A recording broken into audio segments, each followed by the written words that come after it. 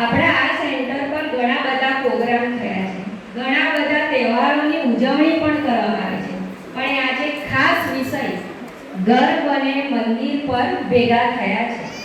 તો ઘર એટલે શું? ઘર એટલે એવી પરિચિત જગ્યા જ્યાં અંધારું પણ આપણને ઓળખીતું લાગે, જે ઘરમાં બા, દાદા, મમ્મી, પપ્પા, ભાઈ, બહેન, ઘણા વડીલોના આશીર્વાદ આપણા ઉપર હોય તે ઘર સ્વર્ગ જેવું સુંદર લાગે છે. અને જે ઘરમાં સાસુને વહુમાં બેટી દેખાય અને વહુને સાસુમાં માં દેખાય તો ખરેખર એ ઘરમાં શાંતિનો અનુભવ થાય છે. કારણ કે આજે તો 100%માંથી 99% સાસુઓને કકરાટ જ ચાલતો હોય છે. જો એ ઘરમાં સાસુઓને કકરાટ હશે તો ઘરનું વાતાવરણ બદલાઈ જશે, અશાંતિ ફેલાઈ જશે. માટે ઘરમાં આપણે એકબીજાને સદસ્ય હળી મળીને રહેવું, શાંતિથી રહેવું, એકબીજાને સમજવાના, ત્યાગ આપવાનું, તો જ એ ઘર મંદિર બની શકે. ટૂંકમાં કહું તો ધરતીનો છેડો એટલે ઘર.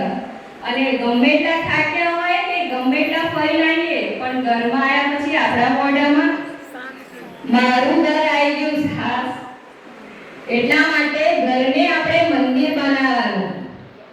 તરુબેને અને તેજલબેને જે આ પ્રોગ્રામ કર્યો છે, અત્યારે અહીંયા આવી પછી જ મને ખરેખર એવો વિચાર આવ્યો કે તમારો ખૂબ ખૂબ આભાર.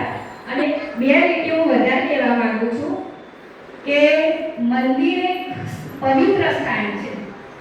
મંદિર એક પવિત્ર સ્થાન છે અને મંદિરમાં કોની પૂજા થાય? ભગવાનની પૂજા થાય છે. અને મારી સાસુનું નામ નયનાબેન છે, જે ખૂબ સુંદર છે.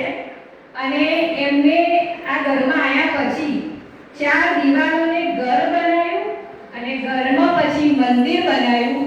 અને મને કોઈ તકલીફ ના પડે એટલા માટે ખૂબ સખત મહેનત કરી. એના માટે એમને ખૂબ ખૂબ આભાર છે. Thank you mummy. અને હું કહેવા માંગુ છું કે મારી જે બહુઓ સાસુનું આવું આદર કરે તો સાસુ પણ સમજે. સાસુને માં સમાન જ સમજે. માં તો આપણી માં છે, એ માં સમાન હોય છે, પણ સાસુ આપણી ગુરુ સમાન હોય છે, જે દરેક કામમાં આપણને બધું શીખવાડે છે. ઓમ શાંતિ.